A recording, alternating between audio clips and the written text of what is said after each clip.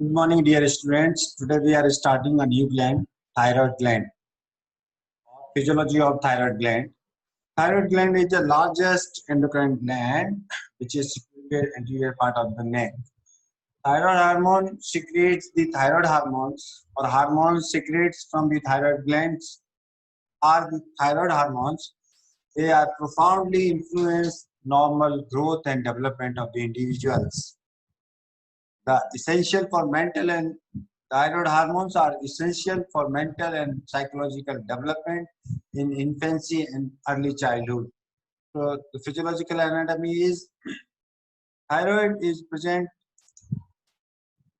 anteriorly to the neck below the thyroid bone.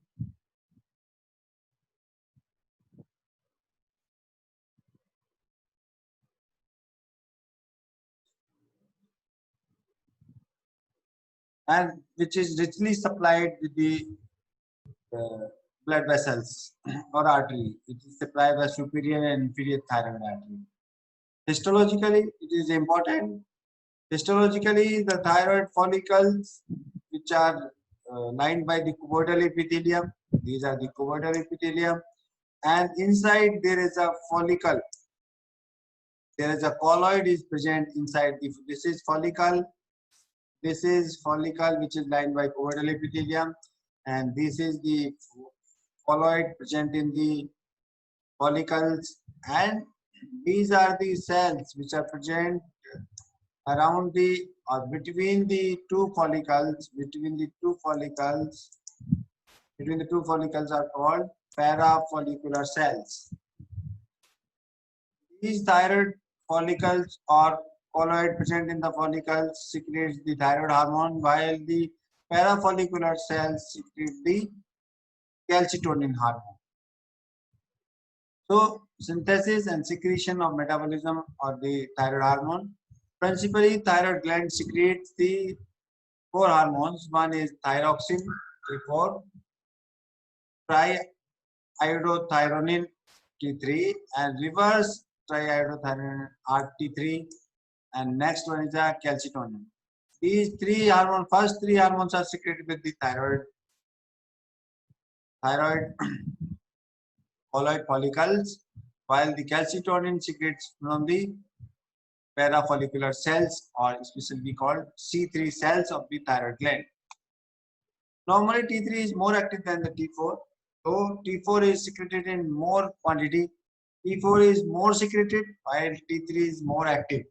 So the T4 is converted into the T3 as it is the active part, and T4 we call prohormone, and reverse T3 is in the physiologically inactive state and also secrete very less in amount. The raw material required for thyroid hormone synthesis is iodine and tyrosine. Tyrosine.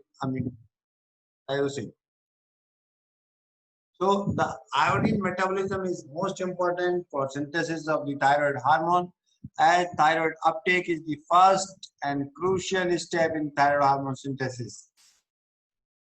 Initially, we took the 500 microgram of iodine in the food daily, which is converted into the iodide and absorbed from the GIT.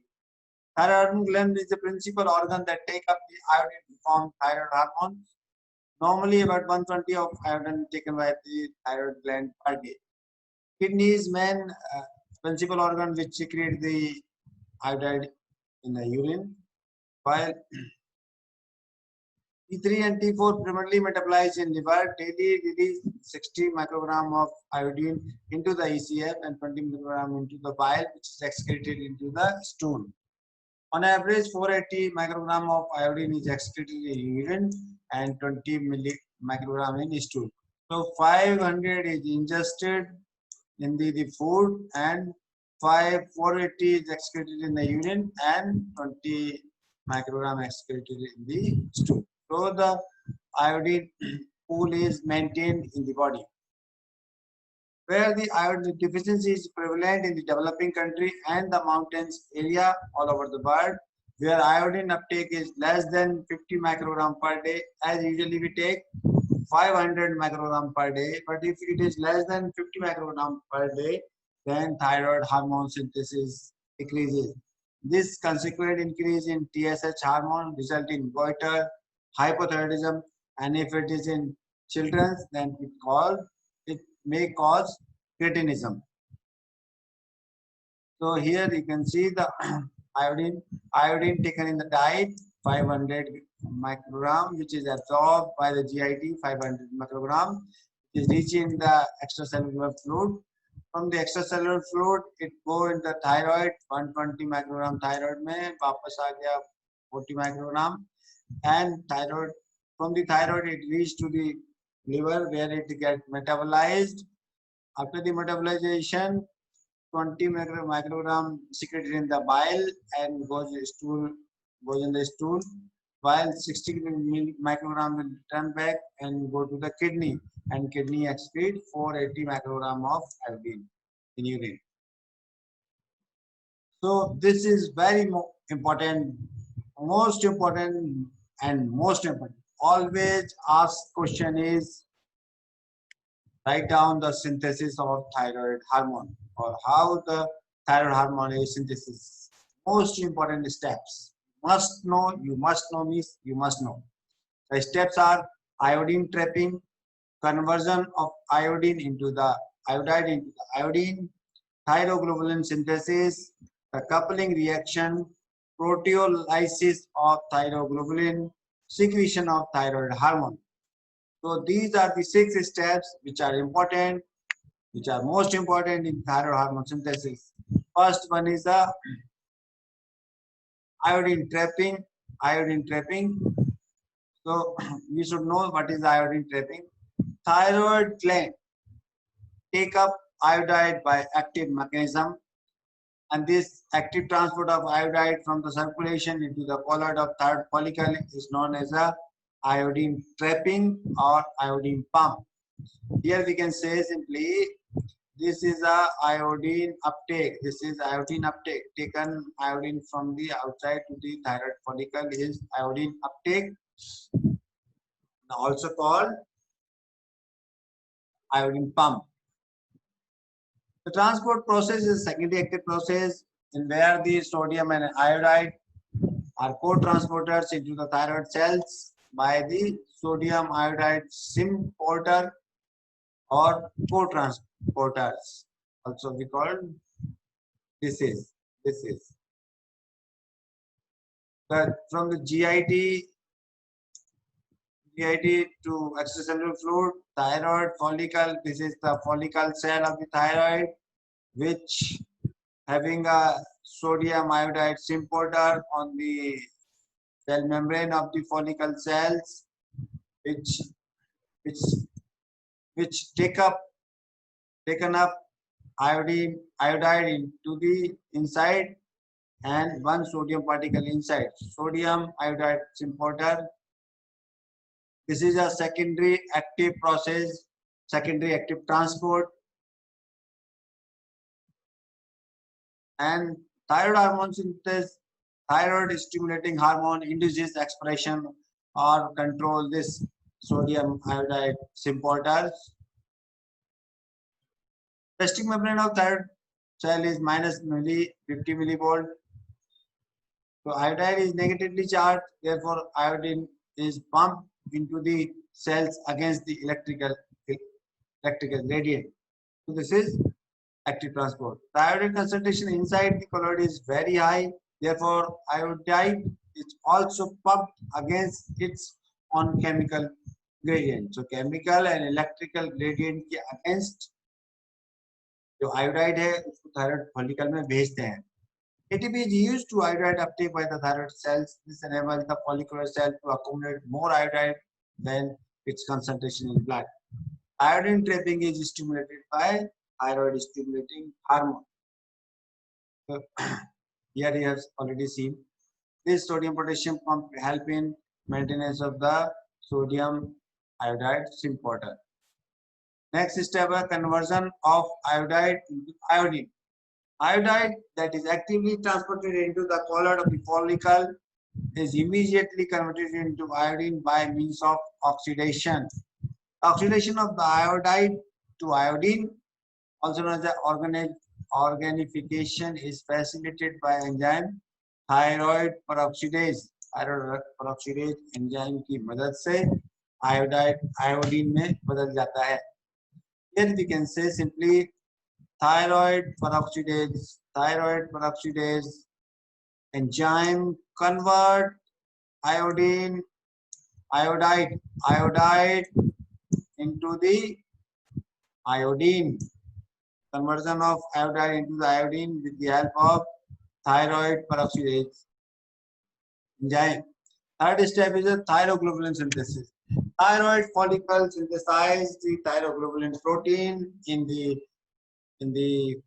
ER and packed into the Golgi body, then secreted into the colloid by the exocytosis. This secretion is facilitated by thyroid peroxidase enzyme. The thyroid hormones are synthesized in the thyroglobulin molecule and remains bound with the thyroglobulin till they are secreted. The binding of iodine to the thyroglobulin. Once reactive iodine is formed, oxidation of iodide to iodine, it binds immediately with the tyrosine molecule, which is attached to thyroglobulin molecule at 3 position, and this binding of iodine to the thyroglobulin is facilitated by thyroid peroxidase enzyme. Here we can see thyroglobulin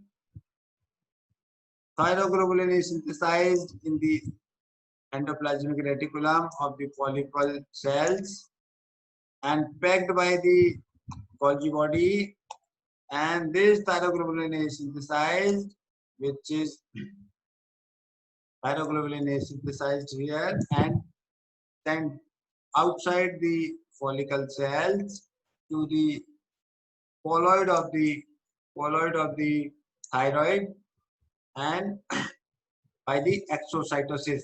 And this mechanism also help or mediated by the thyroid peroxidase enzyme.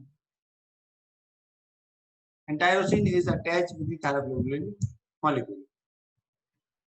The next step, first step by the iodine trapping, second step by the conversion of iodide into the iodine, and third step is the thyroglobulin synthesis. And fourth step is the coupling mechanism. Binding of the iodine with the tyrosine at 3 position forms the monoiodotyrosine, MIT बोलते हैं इसको, and which again iodinated in the 5th position to form diiodotyrosine, DIT. Means tyrosine के molecule पर iodine 3rd position पे attach होता है तो उसको मोनोआइडो बोलते हैं, MIT बोलते हैं. 5th पोजीशन पे अटैच होता है तो DIT बोलते हैं. 2 DIT molecule undergo oxidative condensation to form T4 thyroxine hormone, and this we call coupling reactions. There are 2 theories of the coupling reaction. One is intramolecular and one is intermolecular. Intramolecular coupling occurs with the both DIT molecules attached to thyroglobulin. एक ही thyroglobulin से 2 DIT molecule attach होंगे तो ये एक mechanism है. दूसरे में DIT forms the outer ring is attached to the form the thyroglobulin. The coupling reaction is also facilitated by thyroid peroxidase.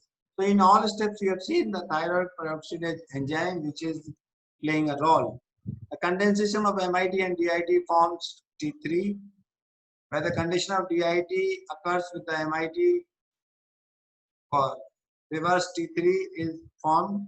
Normally distribution of MIT, DIT, T3 in the thyroid cell is 23% MIT, 33% DIT, 35% T4 and 7% T3 is present, and reverse T3 is present in very less quantity. So here you can see there the thyroglobulin is attached or oxidized with the iodine and form MIT, DIT, T3, T4. and later on this is taken up inside by the pinocytosis mechanism.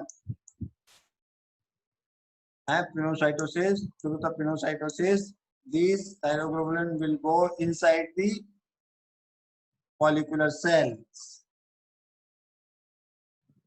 So next is the step is the proteolysis of thyroglobulin. Thyroid gland ingested followed by endocytosis, or we can say pinocytosis.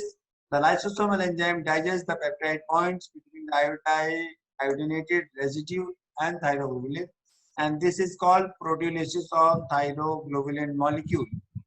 The result is formation of the free T3, T4, DIT, and MIT in the cytoplasm, and iodinated tyrosines are deiodinated by the microsomal enzyme trial iodotyrosine deiodinase. Iodotyrosine deiodinase is the enzyme which produces iodine-free T3, T4, DIT, and the cytoplasm of the follicular cell. Here you can say this is the colloid. This is colloid droplets. With the help of proteases enzyme,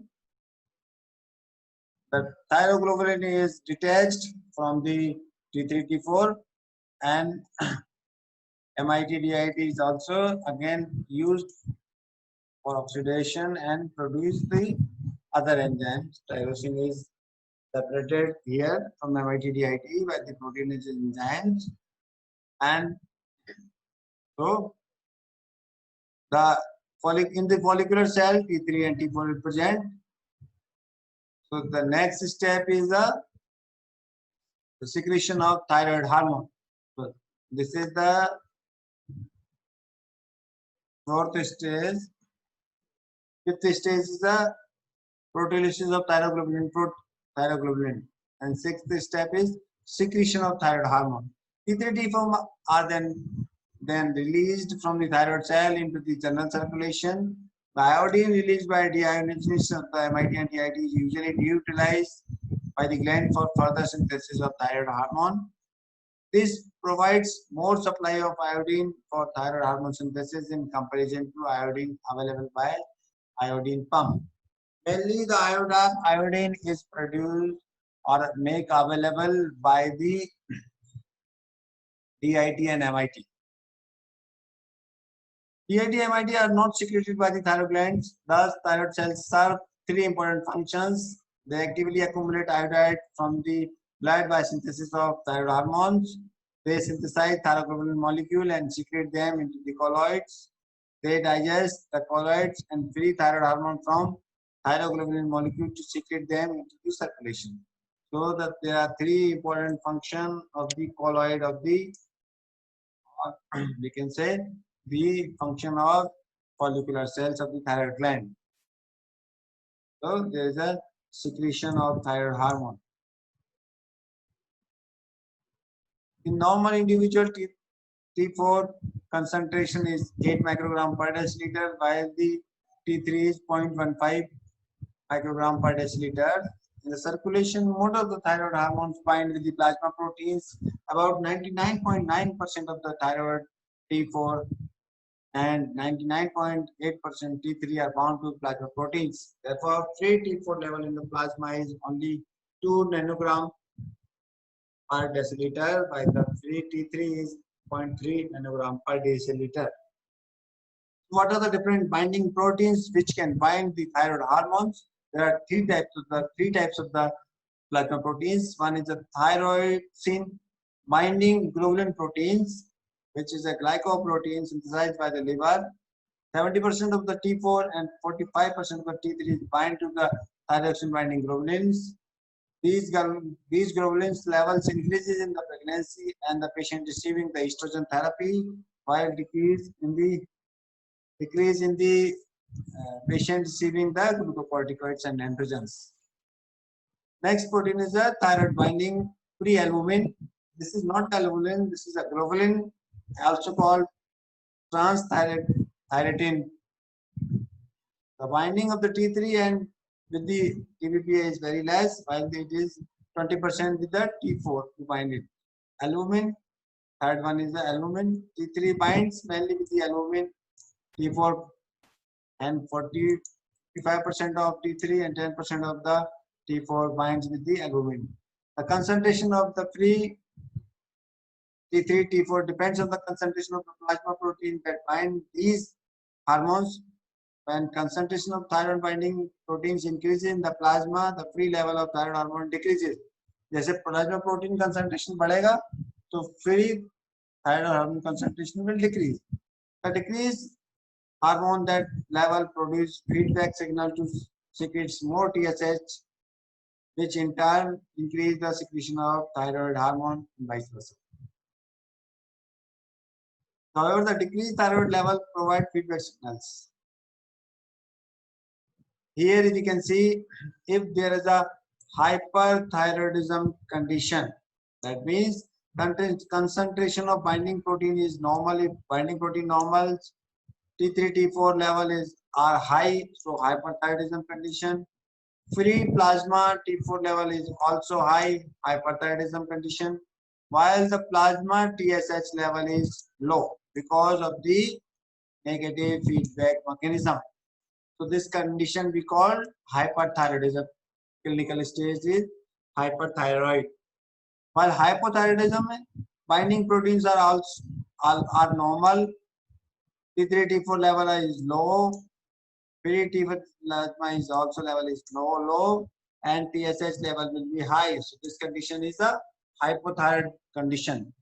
While when we give the estrogen therapy or pregnancy, में plasma protein bindings are high level, T3, T4 level are also high, but the free T3, T4 level is normal and TSH level is also normal. If free level is normal, because the free level decide the TSH or negative feedback mechanism. So this condition we call euthyroid, where even there is a high plasma level of the thyroid.